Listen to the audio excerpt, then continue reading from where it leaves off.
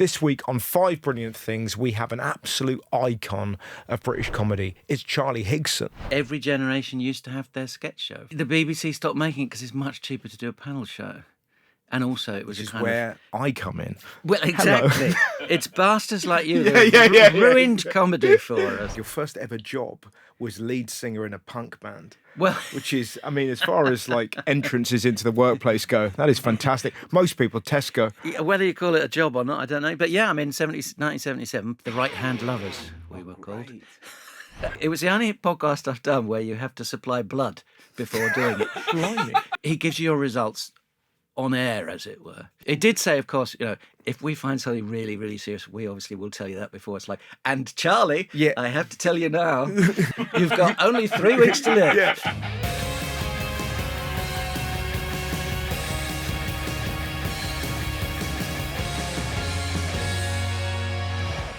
Charlie Higson, what an absolute pleasure to meet you. Well, it's a great pleasure to be here and to meet you, Russell. We were just saying, the Fast Show, you've just come off a tour. Yes, we've done 5 weeks. It's kind of second leg of a tour that we started last spring, and then we're doing more at the end of January. When we put the tickets up originally, because it'd been 20 years since we'd done anything live. Is that right? Yeah. Wow. And we're thinking, well, we're not exactly cutting edge new comedy, but there's a lot of people who enjoyed the show back in the day, and the ticket sales just went like that. I was just thinking then, because I was in the golden age, it felt like almost of sketch comedy, but there isn't really much sketch comedy around since. It's very sad. I mean, as you said, the 90s was extraordinary when you look at how many great comedy shows were on at the time. Well, Friday nights, it was you, Shooting Stars.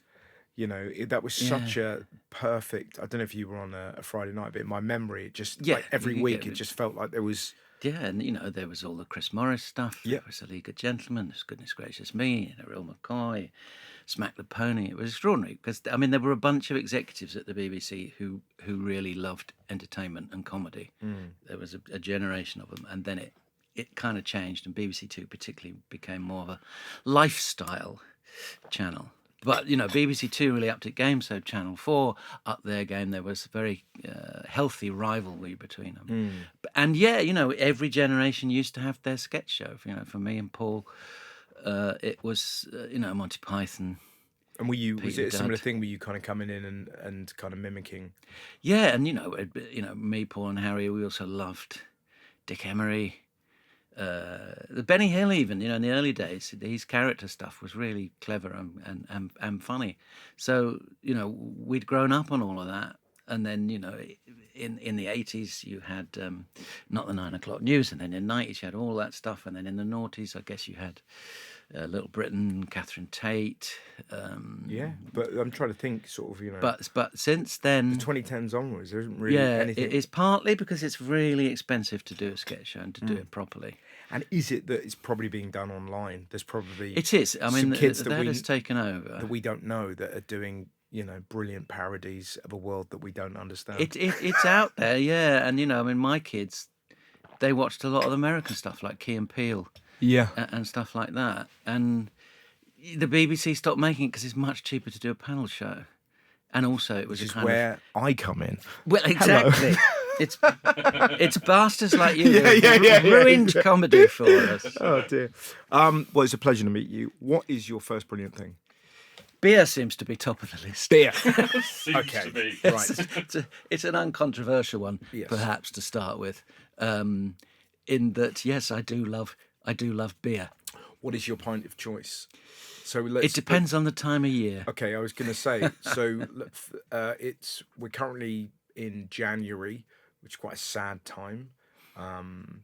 So what would be your beer of choice? All the decorations have gone. It feels like the nation's taken off its makeup. What do you have? I suppose bitter is perhaps appropriately named to fill that spot. Yeah, just you by a fireplace. You're feeling bitter. Yeah. No, I do love a traditional pint of bitter, which is actually quite hard to get these days because the bloody pale ales have taken over. You're not into those? Particularly all those ghastly American ones. Right. They say you can really taste the hops. You think you're not supposed to taste the hops. Hops taste horrible. And it's really citrusy. Why would I drink a citrusy pint of beer? I don't know whether it's because it's you, but instantly this feels like a sketch. But I see it. I see a ruddy-faced man having a pint and then throwing it in the fire somehow. I don't know if you felt that too, Dan, but I was like, this is working. So okay, so a nice bitter. I tell you what I think is one of the greatest pints. It's the summer pint where the sort of condensation is coming off, and they're in those European pint glasses. Yes. They look like the most desirable thing in the world. I think. They do. That's what you want. You want like a lager really in the summer. It looks wild, doesn't it? I'm not really a massive lager drinker, but visually it looks perfect. Guinness I think looks great.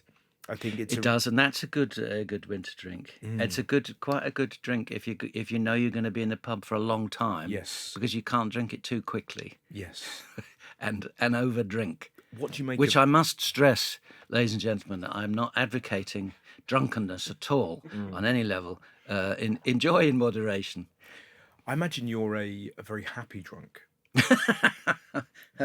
Yeah, well, I suppose so. I mean, I think I'm probably quite an inhibited person and quite shy. So yes, alcohol has always been a great friend to me on that front. A couple of pints to loosen you up. And would you do that when you're performing? Yes, I've had a couple of pints before coming on your podcast this morning. Yeah, for the benefit of people listening, it's 10:08, and he's got a real spring in his step. But would you do that if you were like? Well, I used to. When I was younger and had more energy and could concentrate better. But the recent tour we did, I was really having to kind of chamomile tea. Behave yourself. Because I mean, you must have done so many nights touring, and I think it's probably even harder if it's just you. It's that thing as after the show, all your energy is directed towards the evening. You're really up. It's like, now what do I do? Oh, yeah. I know, I'll drink heavily. Not that I'm for a moment suggesting that's what you do, but and yeah, I used to have a couple of bottles of beer before going on. But on this tour, I thought, I'm getting old. I'm not going to eat properly, and if I start drinking late at night, it's not. So was it difficult though? Because it must have felt a bit like a gap year reunion hangout. Well, because you haven't toured for 20 years and suddenly you're with your old friends. Yes. You're in Brighton, you've just done a great show. Well, one of the big differences between touring now and when we last properly toured 20 odd years ago is 3 of the cast now don't drink at all. Right. So there was a lot of early nights. So there's an apartheid. So you have to move those 3 away. Yes. But Paul very much he still drinks. He loves a very, very, very expensive bottle of white wine. Oh, really? Which he would then obviously try and get people to drink with him, so he didn't have to drink it all himself. Okay. And is that on the rider? No, that would come out of his own pocket. Oh, nice. I can't imagine you guys for that. I can't imagine you have a kind of particularly starry rider. I imagine we don't have any rider at all. Yeah, no. That's what I like to hear. I mean, we have a nice bus, and the fridge is always well stocked.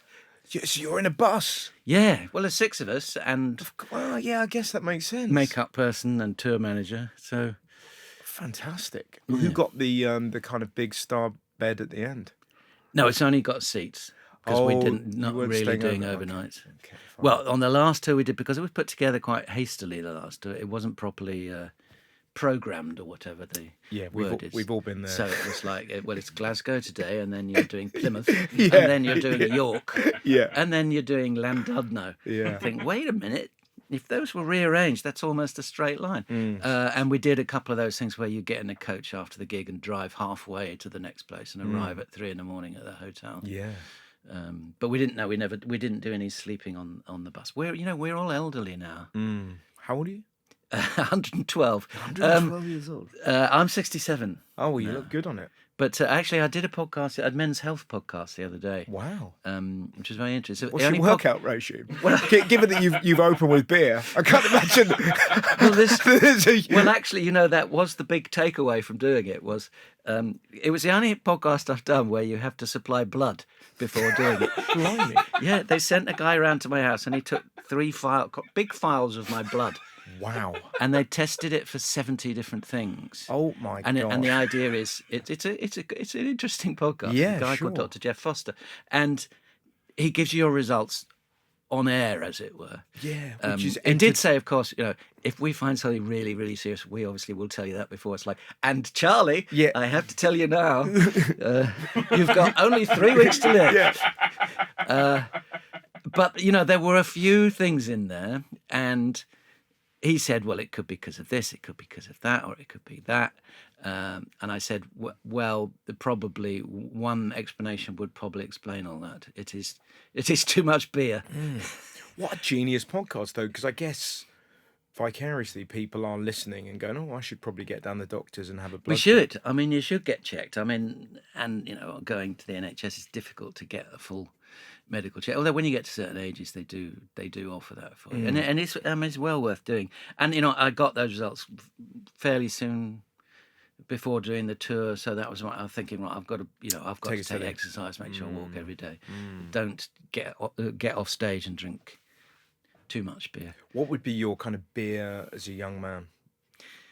Well, I read you were in punk bands. Yes. It's like, according to your biog, your first ever job was lead singer in a punk band. Well, which is, I mean, as far as like entrances into the workplace go, that is fantastic. Most people, Tesco. Well, whether you call it a job or not, I don't know. But yeah, I mean, 1977, Paul and I met in Norwich at the University of East Anglia, one of the big rock and roll centres of the universe. We kind of gravitated towards each other because we both had short hair and short spiky hair and straight jeans. Because most people then, young men, still had flares and long hair. And so we formed a punk band, the Right Hand Lovers, we were called. And we didn't last that long because Paul was kicked out of university. Why was he kicked out? Well, because he didn't do anything. Right. He was enjoying himself too much. Yeah. And so then I had to form a new band. In fact, most of the punk band were kicked out. So I had to form a new band with a kind of new cohorts coming in the next year. And that became the Higsons, which I did professionally for 6 years after leaving university. Wow. I had no idea. So, like, regularly performing singles, all that kind of stuff? Yeah, we toured constantly because it was a hand-to-mouth existence. But we could make enough money on touring to get by from week to week, and you would get free sandwiches and beer. So it was quite a good lifestyle. Can I ask? Yes. You don't strike me today as much of a monster. But I think being part of a punk band makes certain demands on your character. Well, it's it was a form of performing. Yes. I've always liked. I think a lot of actors and performers are quite shy, particularly actors, because you can pretend to be someone else. You can pretend to be someone who isn't shy. I can pretend to be Swiss Tony, or if I wanted to channel my shyness, I can play Ralph in Ted and Ralph. But if I go up on stage as a punk rocker with bleached hair and loads of eye makeup and just sort of shout at the audience, it was sort of pretending to be a punk. And I didn't have very much to be particularly angry about, and it was Norwich. So, but yes, it was a performance, and I love being on stage and performing. And music is a bit. I mean, it's like stand-up comedy. You're getting that instant feedback from an audience. You can write a song in the afternoon and you can play it to them in the evening. Whereas, writing books, you're sitting at home by yourself for a year, tapping away, and then it goes out, and that's that. And you very rarely ever see anyone reading your book. Did that come gradually, like that sort of transition? Because now you very much are a writer. I'd always loved writing. I started writing when I was a kid. Right. And, when I was supposed to be studying and doing homework for O-levels, A-levels, whatever, as a teenager, I would be writing long fantasy books. And I carried on writing at university, and that was really my way into music, was as a singer and writing the songs. Right. And carried on writing novels, and then comedy happened by accident, really. Just, Harry was a friend of ours, Vic Reeves was a friend. They were doing comedy, they started to get on TV, we were doing stuff with them, so... But again, my way into that was as a writer. Fascinating. What is your next brilliant thing? My next brilliant thing? Yeah. From beer to... Oh, right. I seem to have written down Union Jack. Okay. I have no idea why. Right. or why it came to me at the time. Okay. Well, one up a lamppost. Yeah, exactly. You went on Tommy Robinson's march. I was on the march and I was looking at the Union Jacks and I thought, you know what, they're actually very beautiful. Well, they are. It is. I think. Well, the interesting thing about the Union Jack is it tells a great story. It's an interesting story, and it is also a very, very distinctive flag, and I think a very beautiful flag. It really stands out. You know, I mean, most European flags are quite dull variations on 3 stripes of colour. Yeah, that's fair enough. You know, red, white, blue, green. I always like the Swedish black. flag. I've got a real soft spot for that. I'm terrible on flags. Blue and yellow. That's right. Yes. Just the big cross. I don't know why. I just think nice, vibrant colours and. Well, it is again a slightly different colour scheme. But yeah, I mean, you know, it's certainly, you know, when I was a kid, you look at Union Jack, you know what that is, and it was, you know, it was good to draw and colour in. Although the other great thing I like about it is nobody really knows which way up it's supposed to go. That's true. And a lot of fun could be had on that front if only we ourselves, poking fun, did know the right way to put it up. When you get certain types putting up the wrong way. But no, it's a very distinctive flag. And you know, when I was a kid in England, it wasn't a controversial flag at all. You know, if you were in one of the countries that had been colonised and stripped of its assets, you probably had different ideas. But certainly in England, it just, you know, it represented the United Kingdom, and it is a flag that represents unity. It's funny though, isn't it? But given the idea of that, where now it's been, I would suggest that it does very little of that now. It feels like as soon as you see like either the St. George's Cross flag or the Union Jack, you're like, oh, here we go. Yeah. There's an animosity and there's a troubleness to it that it's being used for ulterior motives. And you know, it was just a thing when I was growing up. You know, it would fly on official buildings. We didn't have any of that sort of flag worship like you get in America, where even their national anthem is about their flag, and you have to salute it and run it up and down their flag post and all that stuff. And they do that fancy folding thing, don't they? That the military do. Yeah, but we think, well, what the fuck are you doing? Yeah, we don't really have any. But that's what's so odd, isn't it, about this kind of weird flag, like the phase that happened a little while ago, where there were flags everywhere on bridges and on roundabouts. It must be very depressing for people who like flags to see them being weaponised, I guess.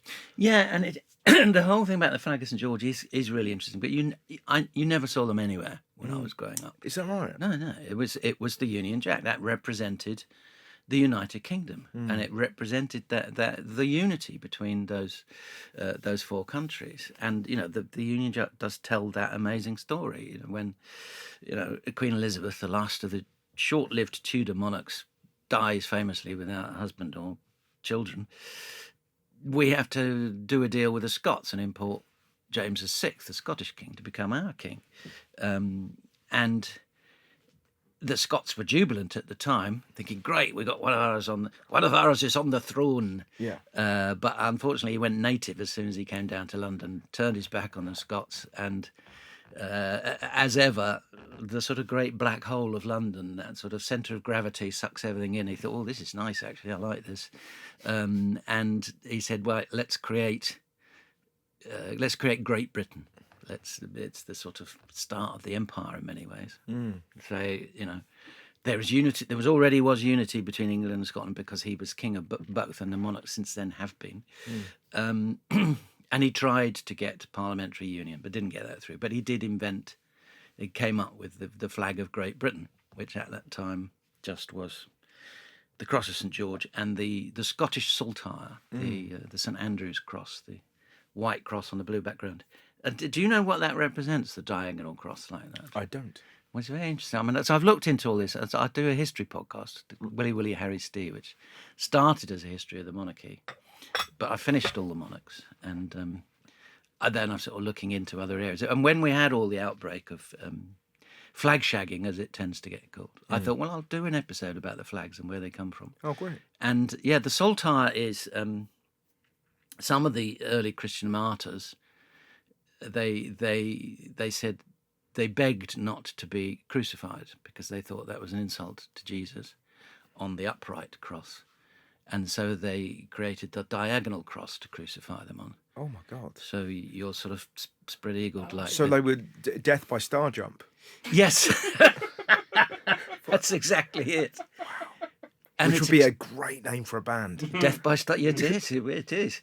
Wow! So that's the. So they didn't want to. They had no problem dying and being crucified. Oh no, that was good. That was good PR. But they didn't want it to be done in in disrespectful style of JC. I mean, because it is extraordinary that the symbol of a religion is an instant of an instrument of horrible death. Alexis Sell used to do a very funny routine about how different things would have been, instead of crossing ourselves if Jesus had been electrocuted in the electric chair. Instead of crossing ourselves, we go, Yeah. But it is, it's a weird thing, and it becomes so accepted. But yeah, I mean, it's incredible. I mean, and you go down these rabbit holes when you look into these things. So I thought, my God, I didn't know that that's what a saltire was. It's so interesting as well when you're like, if you have a comedic mind, because it feels like history's so fertile, and you find out. It's very often it's just new stimuli, isn't it? Presumably this is where kind of your podcast and your book came and go. Totally, yeah. I mean, because it's impossible not to have a comedic take on it. Yeah, and it's a fascinating story, and you just want to share it all. I mean, I'm not a Republican or a monarchist, but it is an amazing story that you can follow one family from William the Conqueror right through to Charles. I mean, it takes a few sort of twists and turns along the way, but it's a family saga of this incredibly dysfunctional family. But it's a bit like Horrible Histories. It's such a fantastic show for kids. It's entertainment. It's education through entertainment, and there was a sort of slightly strange thing that happened that the Daily Mail and the Telegraph got a bit sniffy about Horrible Histories as well. They go, well, they're misrepresenting it and it's become woke and all this kind of stuff. I mean, any history that you tell, you cannot say this is the true history. Any historian, no matter what sources they're using, they are choosing to tell it how they see it. So you can't say that there is a true history and untrue history and you're distorting it. There are endless ways of looking at it. And it's interesting, Horrible Histories, because that's a sort of, it's not narrative, that's a sort of sketch-based approach to history. And what I'm doing is very much a narrative. So it's thinking about it, just off the top of my head then, Horrible Histories is probably the sketch show of the 2010s. That's been the most, I mean, which is still going. And for a new generation, that definitely was their show. But yeah, no, I love the Union Jack. I love the Union Jack. No, it tells a really interesting story. In terms of the story, sorry, I have to, just before we move on from the different elements, we'll have Welsh listeners who are screaming. Yes. Oh, of course. Yes. Yes. So you originally, King James originally, we have the flag of Great Britain, as he calls it, which is the Cross St George and the Cross of St Andrew. And at that point, it's interesting because they didn't incorporate the Welsh flag at all, because the Welsh had pretty much been subjugated since the Normans. Obviously there were still many nationalist uprisings and Welsh uprisings. The last big one was Owen Glendower against Henry IV. But as far as the English was concerned, Wales was part of England. So it's a shame, because that really would have finished off the Union Jack very nicely, a little Welsh dragon in the middle. And then, of course, later on, when Ireland was incorporated in the Act of Union, the Irish saltire was added. So have you always been a history buff? I've always been interested in things. And I was probably of the last generation that was taught at school a narrative history. And that's where the title of my book and my podcast comes from, Willie, Harry, Stee. It's a mnemonic for remembering all the monarchs from William to Charles. Willie, Harry, Stee, Harry, Dick, John, Harry, 3, 1, 2, 3, Ned's, Richard, 2. Henry's 4, 5, 6, then who? Edward, anyway. Yeah. I remember at school there was the history classroom. There was a frieze around the wall, and it started roughly around sort of Stonehenge or whatever, and the Romans, and there were brightly coloured paintings done by ex-pupils. And, you know, when you started in the history room, you would follow the frieze round and it would narratively take you all the way up to the 1960s as it was then. Oh, really? And so you had an idea of how all these things fitted together. Now, obviously, it was a very biased history. It was a very Anglo-centric and imperialistic. But it did at least give me an idea of how these things fitted together. Yeah. And, you know, ever since then, I've been trying to retrieve that knowledge. Yeah. Because I really liked history, and I did it at GCSE where you could select your options. It was either geography or history. But we got the Industrial Revolution. So it was just like, right, this is what we're going to learn about, which is, you know, not that Which exciting. is important, but for a kid it is This not. is it. Well, suddenly you learn about Arthur Young, the travelling farmer, who would, you know, he could grow massive cows. And there's like these old pictures of Arthur Young with these big cows. Well, something stuck. Yeah, well, it's stuck. But you know, when you're Young. going, oh, come on, can we not have World War II? Can there not be a bit of excitement here? But it was like, no, this is the Norfolk crop rotation, and it's 1/3 fallow, 1/3 wheat, and 1/3 whatever. You know, it was just like, so boring. That's what I mean. But it was like, but you had to learn it if you wanted to get a GCSE. But the only thing that was fascinating about it that I learned subsequently, and apparently it's one of the reasons why we have lots of accents in this country. We would have strips in the fields that would kind of go along, and each village or whatever would get one vertical strip. And you would speak over the hedges. And it was a thing called hedging, that the accent would change over each hedge. And that's why there's lots of different accents because of the way that the country was cut up agriculturally. I must do an episode of my podcast on this.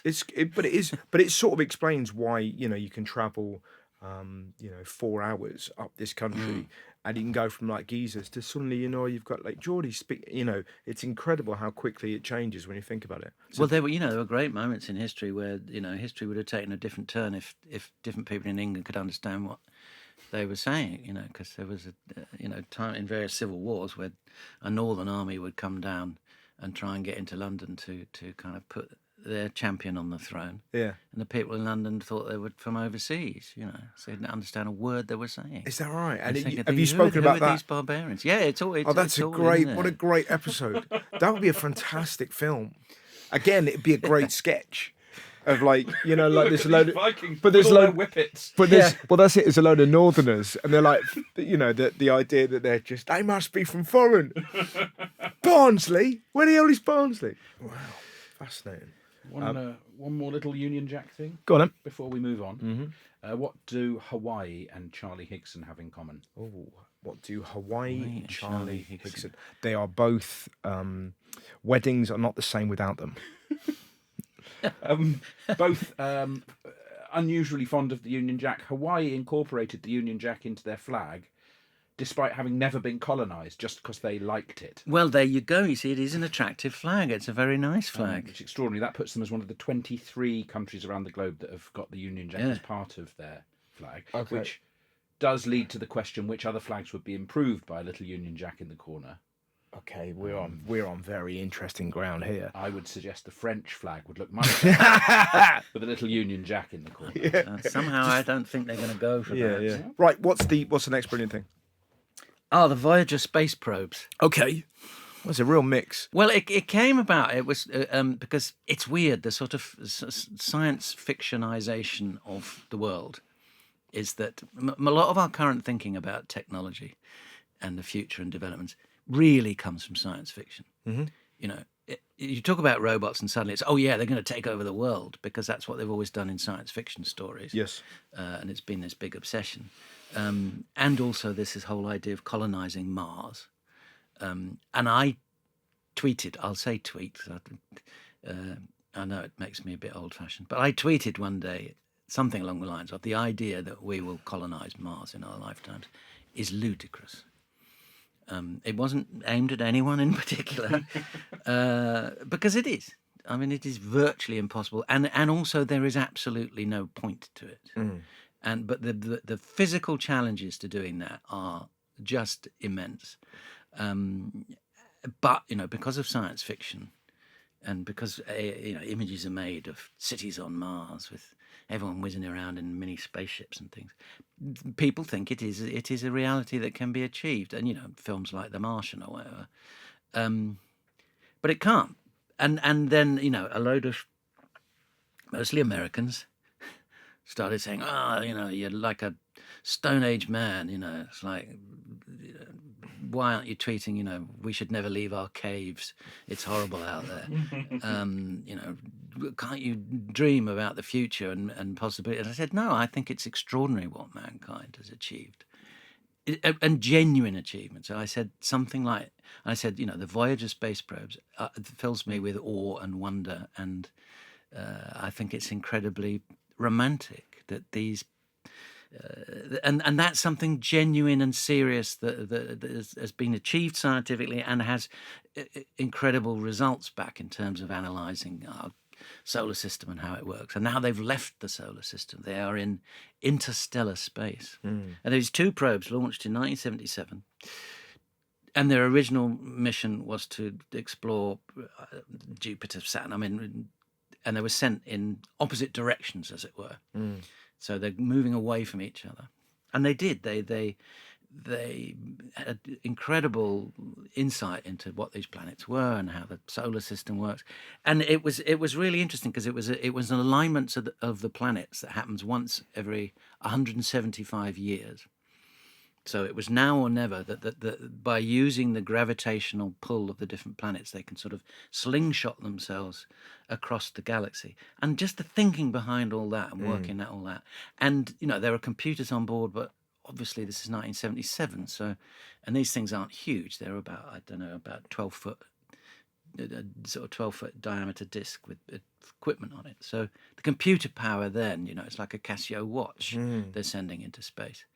But incredibly, they're still communicating with them. It's about a 45-hour there and back to send messages. And they're able to reprogram the software on these things. They've worked out that one of them, they thought it had broken and wasn't working anymore. But somehow they analysed that one of the computer chips had got damaged. And they managed to reprogram it and get round it from a distance. That's exceptional. From NASA. 13 billion miles distance. Yeah. Yeah. I can't get my TV remote to work. Well, exactly. And despite it being quite primitive computing power, it's powerful enough that they can still communicate with it. And, it's sending back amazing data. But, the idea of these two lonely little things flying, they're the farthest human object ever. But yeah, no, I've always loved science fiction, and it is always about science. But yeah, unfortunately, a lot of people have got it into their head that everything that happens in science fiction is true, and that is going to come to pass. Like there's obsession with robots taking over the world. One can come on and, you see them coming on and dancing at places and things. You think, yeah, but humans can do that. We've been able to do that for hundreds of thousands of years. We don't need a robot who can go out and dance. And then there's that great Russian one that came out the other day, took about 3 paces, tried to dance and fell over and started thrashing about on the floor. And I think there was a thing about the Russians had like the perfect robot, and then it turned out it was just a guy dressed as, wasn't it? I think we did that on the TV show. Yeah, it was fantastic. Because I think the inventor of AI said that there is a 10% chance that AI will wipe out humanity. But it's just such an interesting statement to deal with, because you're like, what do we do? Well, just be nice to Alexa. That's and your fridge, if you've got a smart fridge, so but it open up and suck. So you have no kind of fear of. I've no fear that they will take over and try and wipe out humanity. But in terms of the future of jobs and things, and creative industries, music, whatever, it's I think it is alarming. Yeah, what's interesting is that, but it's the thing is, it can only replicate what's gone before. I would have thought, isn't that the point of it? That is partly it.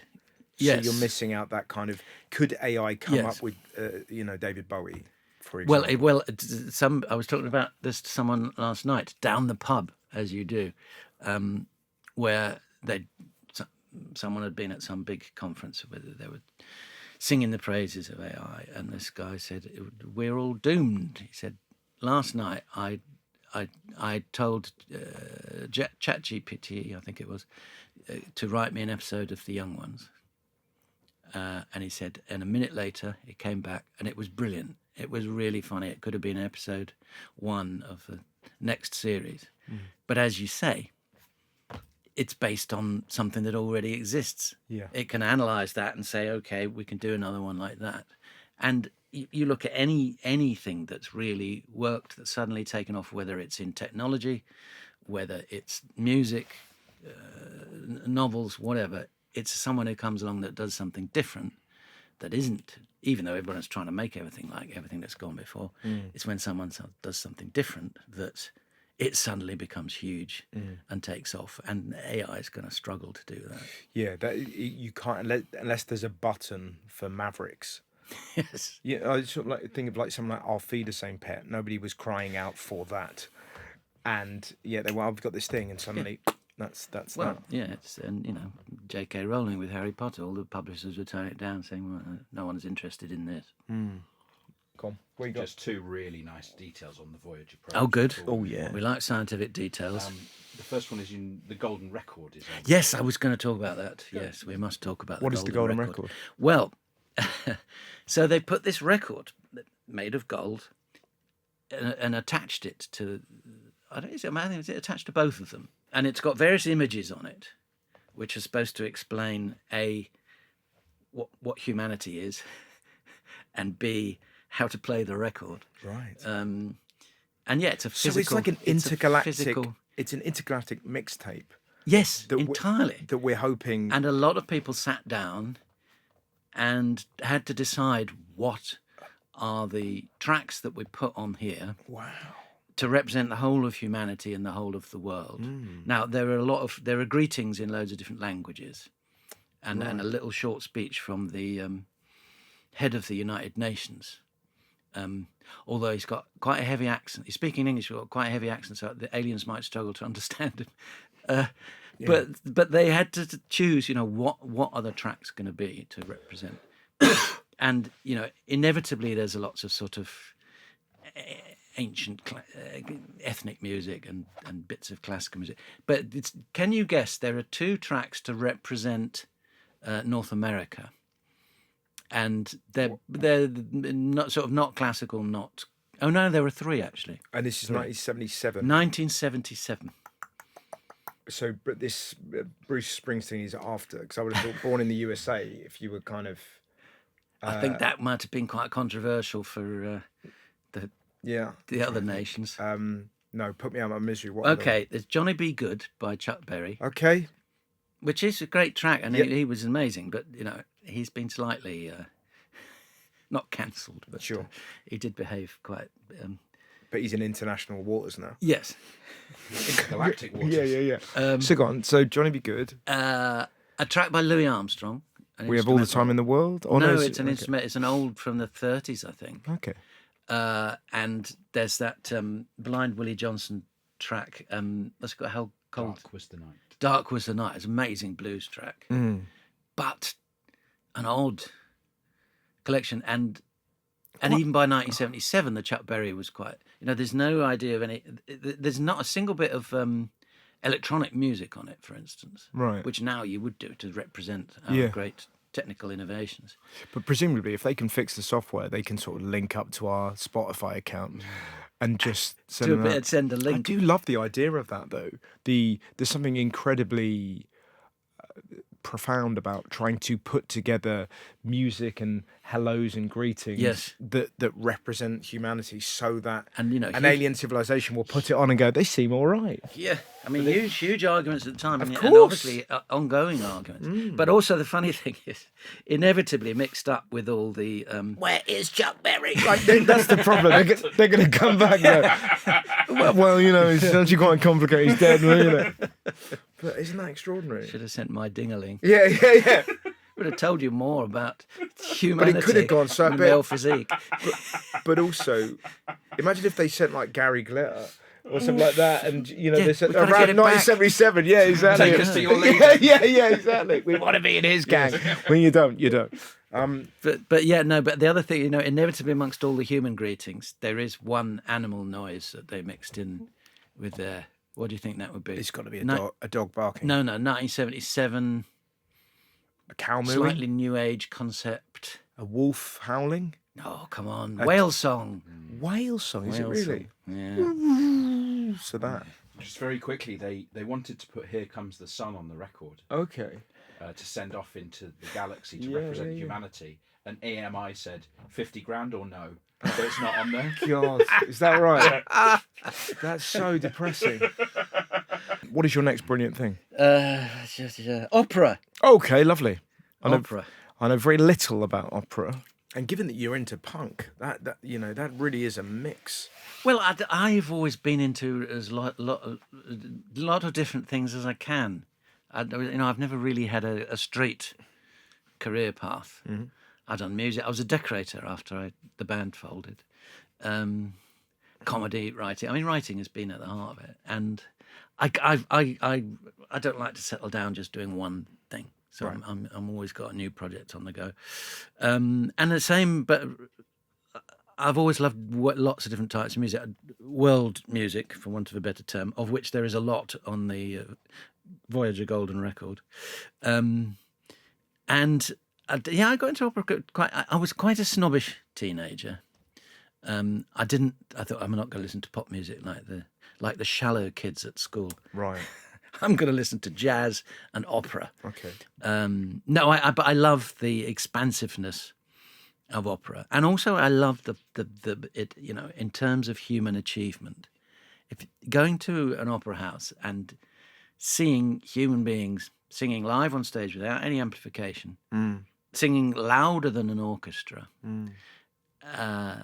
is just amazing. And I do think that the orchestra is an exceptional human achievement in terms of understanding music and developing it at that state and creating all those different instruments and being able to sit down and write that is amazing. And then opera is, for me, it's like the sort of cherry on top of the cake as a way. I mean, I do love going to see just ordinary classical concerts, but going to see the opera where you've got the singers as well.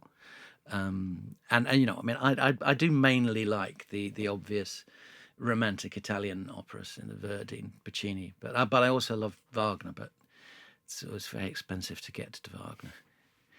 I'd love to go to Beirut one day and watch the whole Ring cycle over 5 days, or however long it takes. And so when you're a young lad getting into this, is this going through your sort of parents' record collection? Or are you sort of seeking it out? My father, because I was interested in classical music, and it's funny because he only got into it in later life, so we sort of explored it together. And then he joined some kind of music library. He commuted up to the city. It must have been in London somewhere. And he used to bring me home things and, like box sets of Wagner operas. Oh, wow. Because I was always, it also tied in with my love of kind of fantasy and Norse myth and all that kind of stuff, which I was really into as a teenager. And, I would get I would move the speakers. I'd come home from school, there'd be no one else there. I'd put the speakers on either side, on the floor on either side of my head, and put on some very loud Wagner. Oh, wow. And it's pretty extraordinary stuff. You have to sort of surrender to Wagner because, it goes on for so long. But if you just stop trying to analyse it and just sort of sit back and let it flow over you, it is quite extraordinary. Essentially meditating. To a certain extent, yeah. But you could use the music to summon up all sorts of ideas and images and stories. That's what I mean, that you're coming home from school, you're putting that on and you're letting it overcome you. Presumably your brain is going to really interesting places and still places. Well, I think so. I mean, I'm sure, other kids were doing it with heavy metal, which probably has a similar... Wagner is very much the heavy metal of the opera world. But just the idea of sitting down and having no kind of stimuli other than the music... feels really... Well, it's important, yeah. I kind of... That's what I feel like, and I'm the same, but, the technology that I really grew up with music was the CD. Yeah. And you would have the CD and you would listen to the whole album. Yeah. That experience of listening to the whole album just doesn't really. And occasionally it's fun to do it again. Yeah, and remind yourself, no, I'm actually going to sit and listen to this. Well, and that lovely feeling of going, I'm not really enjoying this, and then you listen to it the second time, and then by the time you got to the sixth time, you actually go, oh, I really love this album now. It's kind of grown on me. But it's very hard for things to grow on you these days. But I think to capture that experience, going to see music live, going, whether it's rock music or classical music, going to a classical concert is great. And going to an opera house, because you're not allowed to get your phone out. You do have to sit there and connect. How long would an opera last? Well, it depends. But if it's Wagner, right? Yeah. It can last 4 or 5 hours. And is there an intermission, or are you just yes? And are you? Is it? I'm sort of. Are you sat there and just letting it flow over you, or are people humming along? You tend not encouraged to sing along. I'm sort of curious. I'm trying to imagine it. But it doesn't need to be a sort of reverent, English National Opera at the Coliseum. People turning up there, all walks of life, all perfectly normal. They're not all dressed just to the give nines, it a go, and just going to have a fun night out. Well, what you need to do is, when you have a moment. I'm not saying you probably don't have speakers that you can put on your carpet on either side of your head, but get a pair of headphones. Yep. And listen to the Liebestod from Tristan and Isolde. Okay. It's love, death. It means he was a weird man, Wagner. We won't go into that, but I mean, incredible obsession with sort of overwhelming love and passion that usually leads to death. But it's a sort of, but get a version of it that's got someone singing, because there are instrumental versions. Okay. And it's about 7 or 8 minutes long, I think. But it's basically it's a soprano singing. It's kind of, she's dying, but it's incredibly orgasmic. What is your final brilliant thing, Charlie? James Bond. No. Yes. Now, a year ago, this wouldn't have resonated with me, but I'm now the owner of a Kindle and a child, and we don't have the TV on because my son was in the bedroom with us. Right. So me and my wife had to get Kindles to help us sleep. And I don't know how I came across the Bond. It's suggested to me, but I have made my way. I've not read any of the Ian Fleming ones. I've read pretty much all of, including yours is it Her Majesty's Service? On His Majesty's Secret Service. Yeah, I read that and really enjoyed it. I love them. I love but they. So you've not read the Fleming ones. Which ones have you read then? I've everything bar the Fleming ones. I think it's I don't know why. It started. I'll tell you how I got into it. I reread Any Human Heart by William Boyd. Right. And William Boyd wrote Solo. That's right, which I really enjoyed. And then it just kept recommending it to me. And I really, as we were saying off air, it's the romp through history that I really enjoy. And I also find them, I love James Bond. I find him, have you ever watched Garth Marenghi's Dark Place? Yes. He reminds me a bit of him as well. He's all he knows everything. Yes. But his ability to have sex is remarkable. Never had an STI to my knowledge. Meaningful sexual contact with 46 women and meaningless with another 52. Oh, meaningful 46. Yeah. Okay. Is that based on the films or the books? This is from the books. That's the tally. So he's 102 in total. Is he? What's the? 98 in total. He hasn't got his ton up yet. You should do a new book. Came up with that statistic? You should do a new book called Bond's Ton. It's just about his desire. He just lifts up his condom like a cricket bat. So what does Bond mean to you? I'm a huge fan. Well, I mean, just before I get into that, you really must go and read Fleming. I think I will, yeah. Start with Casino Royale, the very first one, 1952. It's incredible to see the birth of Bond, how much he got right in that first book, and then how much is still sort of not quite there yet. And then, if you do the proper mail thing, you then read them all in consecutive order. I think that's what I'll do. Yeah, I will absolutely do that. And through those first few books, it's great watching Fleming kind of probe in different directions of what he might do with Bond and where he might go before it sort of all comes together magnificently in From Russia with Love, which is the fifth, I think.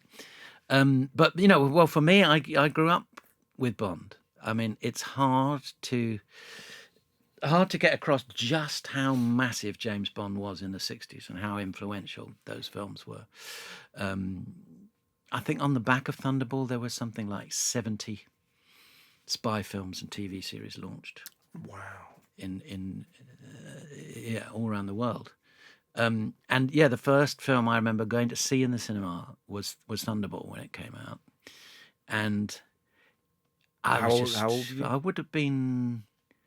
would have been 6, I think. I must have been to the cinema before, but that's the one I can remember everything about going to it, and how blown away I was, and that opening moment with the gun barrel, the theme, watching ourselves get shot by James Bond as our blood flows down the screen, and the music, the John Barry music hammering out. And I mean, that just, for me, that summed up everything that was glamorous and exciting and sexy and escapist about going to the cinema, really. And back then, back in the old days, everything was better then, Russell. Yes. You won't believe it. But no, it was. Cinemas definitely were, because they were all just one big screen. And you had the stalls down the bottom and a circle up the top. And it was huge. And watching films on those big screens, that's how they should be seen. But yeah, it was exciting. And James Bond was exciting. And James Bond has been sort of part of my life ever since. I loved seeing the films, and then when I got older, I read all the Fleming books. And who is your Bond of choice? Well, Sean Connery, obviously, because that's who I first saw in the cinema. And I think it is about your first, isn't it? Because totally. Yeah. Because I'm a Roger Moore Bond. Yeah, that's who I see, because and he's.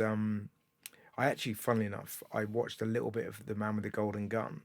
And he's a lot more chiseled, Roger Moore, than I remember him. I remember him, he's compared to Connery. Connery feels like a tougher Bond, and probably a more how Bond was initially through Fleming. And Roger Moore's a wee bit more like eyebrow up and yes. But he's still got there's a sort of a slight ruggedness to him, I think. Well, in some ways, Roger Moore is more like Fleming's Bond in the books, in that he's a sort of he's a gentleman, but with a dark side. I mean, that's the thing that Roger Moore didn't have, was a dark side. Yes, I mean, a great light comic actor, brilliant.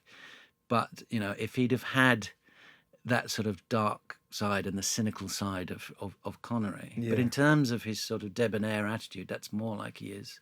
Yes, in the books, it's that sort of juxtaposition between an old Etonian who is also a deadly killer, which was partly based on Fleming's experience in the war. He worked in naval intelligence and was kind of very involved in these essentially secret agents going into Europe, and the likes of the nascent SAS, who were all public school boys. Yeah. Who a lot of whom were also psychopaths. So if you put all the different Bond actors together, you'd probably get Fleming's Bond. Yeah. Who Hans? So how did writing the Bond? Well, it came about. I wrote some adult thrillers in the early 90s, before the Fast Show took over my life, and I didn't have time to write any more books. And I really liked writing crime books. And I had a brilliant editor then called Kate Jones, who some years later ended up working for the Fleming estate. It was all leading towards the 70th anniversary of... Ian Fleming's centenary, which was coinciding with when Casino Royale was going to come out and the whole Bond film franchise was going to be launched. Yep. And Kate came to visit me and she said, well, the estate want to remind people where Bond came from, and they wanted to promote the literary side a lot more. So there was a lot of stuff aimed around promoting Ian Fleming, and she said also they wanted to do some new adult continuation novels with proper authors. I don't say proper authors, but with sort of respected literary authors. Yeah. And the first of those ended up being the one that Sebastian Folks wrote, Carte Blanche. Yeah. And then she said, but they also want to do some books about the young Bond, because Anthony Horowitz had written a series of books about Alex Rider, who is essentially a modern teenage James Bond figure. He did tell me once that he called him Alex Rider because he's supposed to be the illegitimate son of James Bond and Honeychild Rider in Doctor No. Oh, okay. Oh, nice. But he can't say that officially. Okay. So she said, she knew my writing. She knew that I liked that sort of American hard-boiled crime writing, which is very direct and unflowering. She thought that would work with kids. She knew I was a Bond fan. And she knew I had 3 boys of the sort of the right age. Oh, great. And was I interested in doing it? And I said, yes, of course absolutely, I am. And even as she was pitching me the idea, the idea of the first book sort of launched itself fully formed into my mind. Was it daunting? Not initially. Initially, I just thought, wow, this is fantastic. It's exciting, yeah. I can write a book. And the thing about Alex Rider, he's like James Bond. He's not James Bond. It's like, I've got the actual James Bond that I can write. And sitting down and typing, the name's Bond, James Bond, which he does, because it starts on his first day at Eton. And one of the teachers said, "You boy, what's your name?" "Bond, sir. James Bond." So it was a great thrill. And I just had such fun romping around, having an adventure in the world of James Bond, putting all the stuff in that I love from James Bond, all the stuff that I found exciting when I was a boy, all the stuff that my boys found exciting. I thought, great, this is brilliant. And it was only when we were approaching publication where I thought, bloody hell, this is James Bond. There is a lot of fans out there, and the thing about Bond fans, well, all extreme fans, is they have a strong sense of ownership. Yeah, right. It's like football fans, Yeah, sure. No one is more critical of Spurs than a Spurs fan. Sure. So, I started looking at all the different fan sites online. Oh, God. And you maniac. And thinking, my God, what are they going to think of this? Yeah, and then when it was announced, they were furious. So we don't want a Harry Potter style James Bond having his hot milk shaken and not stirred before he goes to bed, and doing his bloody GCSEs or whatever. But luckily, when it came out, they all really liked it because they saw that I was coming from a position of respect and great love for Ian Fleming. Yeah, it's sort of. I think the idea, if you weren't a massive fan, it would be impossible to do it. Yes. If you were doing it for a sort of like a smash and grab and a bit of money. Yes, exactly. I took it very seriously. And, I was working with the Ian Fleming estate, and, there are members of Ian Fleming's family involved in that. So I had that connection to him, which was really useful. Yeah. And my approach to writing, because, I went on to write quite a lot of other books for younger readers, is rather than saying I'm going to write a children's book, it's like I'm going to write a novel, a thriller, in which the central character is a child. So not patronising the kids and giving them everything they would expect from an adult James Bond adventure. So do you have plans now for a ton up? Well, I did. It has to be the 100 has to be Moneypenny, surely. Like, do you know what I mean? Of like, and then he's done his ton. I couldn't possibly comment. No, but I do. I'd be interested to know where that statistic came from and how the sums were done, because certainly in the books, he basically has. He always has. He has an affair with a woman in each book. In every single book, but only one. Yeah, well, no, in some he has. Well, yeah, but you're talking about the post-Ian Fleming books. Oh, this is the post-Ian Flemings, yeah. I mean, there's an extraordinary one where he's climbing a mountain, and there's the head of he's got to defeat this Russian guy's at the top, and there's one of his local helpers, and he has sex with her because he's in an oxygen tent, and you're like, of course. And it's incredible. As you would. I love it. I really enjoyed that. What a fascinating chat. That you're a really interesting guy. You know a lot about a lot. That was a real. It was great, wasn't it, Dan? Yeah, loved it. Ladies and gentlemen, the wonderful Charlie Higson.